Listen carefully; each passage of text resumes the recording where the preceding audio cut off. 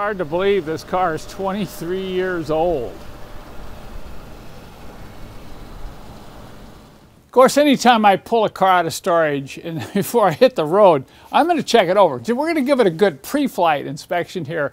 And I rolled it in here and pulled out the air hose. That's the first thing I check, is the air pressure in the tires. And now I've opened up the hood and I'm going to check all the fluids. Because if you've never looked closely in the engine compartment of one of these W140 V12s, you're going to find it quite interesting. Because if you started looking around and say, well, where's the power steering pump? How do I check power steering fluid? What about the pump for the rear suspension, the hydraulic fluid level? Where's that at? And you might not even see the transmission dipstick. Of course, you can see the engine dipstick. That's the only thing that's really obvious. So let me show you what I mean as I go around and check the fluids here.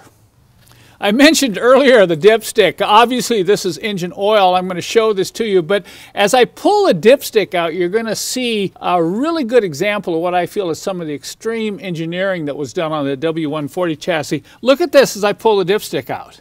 Look at these. Those are little plastic rub blocks, so that when you shove the dipstick in, it goes in and out very smoothly. Have you ever tried to put a dipstick in, you know, and it binds up? Well, look at that. I can just move this dipstick all the way out. There's my high and low marks there. Look at how nice that goes in and comes out. Okay, we're right up, just about 1/8 of an inch below the high mark. Oil looks very clean. Okay, that's all right. Then we'll check coolant. That's obvious right here, the coolant reservoir tank. That's full, looks clean.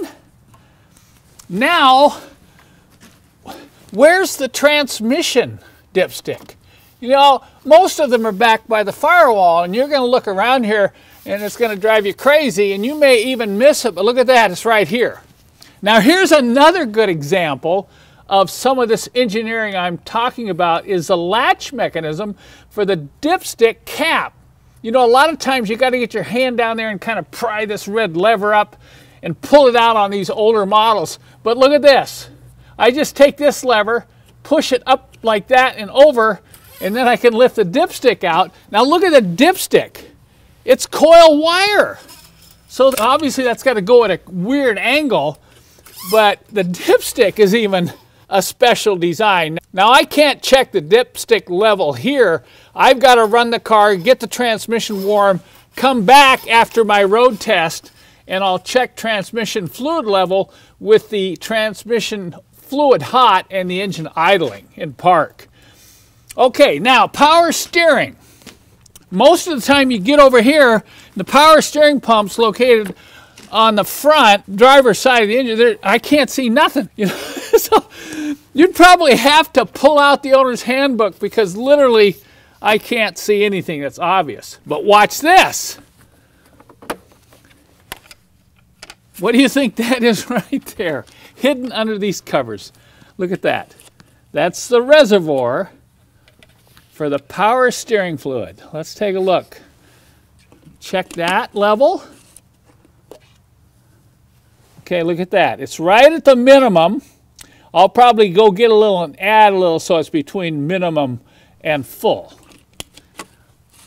Now as I put this cap back on over the top of that reservoir, I want to talk about the covers inside this engine compartment on the W140. It's really extreme. You would not know that there is a reservoir right here, but because there's a cover here with a little handle, you think, aha, there's no wording on it, there's no designation. Now here, it's a cover, you see a light bulb. So obviously this cover comes off to get to the light bulbs. So you look at the engineering on the covers alone in the W140, you're thinking, man, they went to a lot of work to hide everything and make it look really nice. So this is where I pull the cover off to check the hydraulic fluid for the rear suspension. Okay, that's right up to the full mark. Then I'll go ahead and snap this cover back in place. Now I'll come over here and check brake fluid. They hide the brake master cylinder on here. It's even hard to fill it with this cover on the top, but you can look here and see the levels right up to the top. So brake fluid's fine. Well, everything looks good. I'm going to get in and run it around the patch a few times to make sure engine temperature's okay, oil pressure's okay.